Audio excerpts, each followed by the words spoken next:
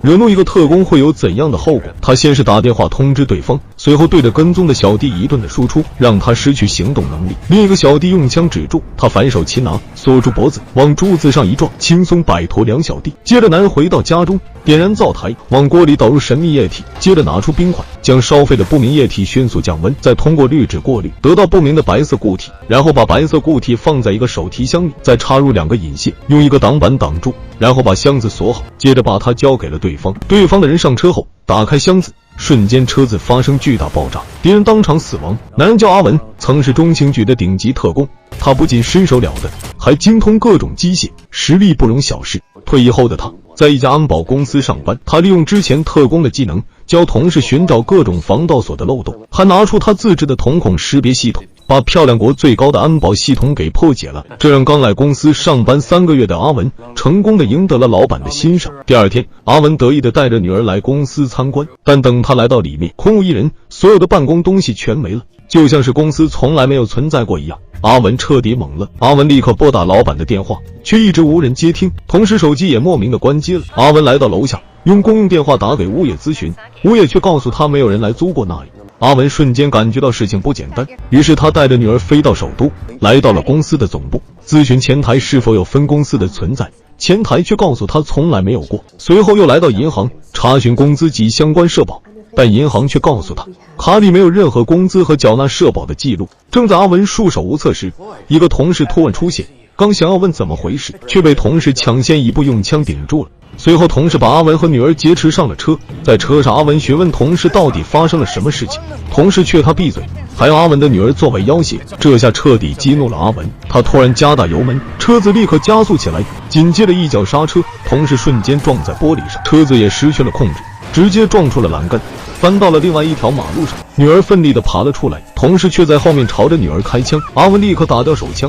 然后将其摔倒在地，最后锁住同事的脖子，逼他说出真相。但阿文不知，他轻微的锁喉直接把同事给弄死了。没办法，阿文只能从他身上找线索，但在他身上只找到了一把钥匙。同时警察也赶了过来，女儿正想向警察求救时，被阿文给制止了，因为他知道普通的警察根本帮不了他，于是带着女儿直接逃离了现场。随后阿文通过钥匙上的文字知道了它是一个储物柜的钥匙。阿文找到储物柜，拿到了里面的一个文件，文件里面全是同事的详细资料，还有一张女儿4个月前逛街的照片。阿文瞬间明白，这一切都是冲着他来的。阿文用地图圈出了所有同事的住所，在同事住所直径8公里的地方锁定了一家医院，因为他料定其他同事已经遇害。阿文来到医院，用钱买通了值班的医生，直接来到停尸房。医生告诉阿文，昨天他们收到很多尸体，都是一些偷渡客，身份无法查询，尸检报告全都是意外死亡。阿文打开裹尸袋，果然是自己的同事。随后他打开了每一位同事的裹尸袋，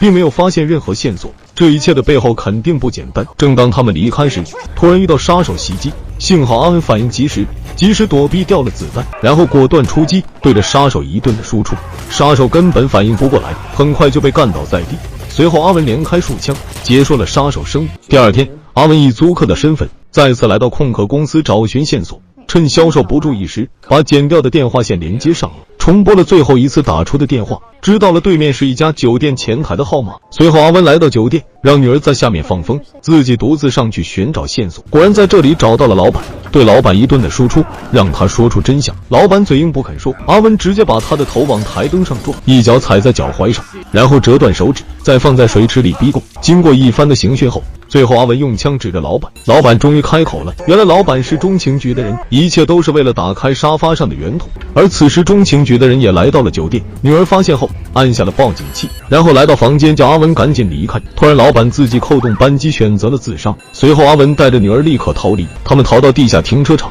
却遭到了中情局的特工袭击，阿文立刻开枪还击压制火力，然后偷偷的来到队长小美身后，抓住她作为要挟。特工只能放下手枪，而此时女儿开着车上来接应。原来阿文和小美是旧相识，双方都不愿意伤害对方，所以阿文才得以成功逃离现场。而开车逃离出来后的女儿很生气，责怪阿文隐瞒自己的身份，还和小美不清不楚，于是生气地跑下了车，回到家中打电话向爷爷哭诉。而正在此时，又一名杀手出现。当阿文追到家时，周围已经围满了人，他缓缓蹲下，打开白布一看，并不是女儿，而是旁边的邻居。随后阿文来到了朋友家，打开了圆筒里的资料，发现里面全是总公司贩卖武器的证据清单，里面还有小美的名字。原来在几个月前，有人闯入了中情局的档案库，偷走了一个圆筒装的绝密文件，里面的东西就是阿文安保总公司从事军火生意的犯罪证据。但因为圆筒的安保系统太强，普通人无法打开，所以他们才成立空壳公司，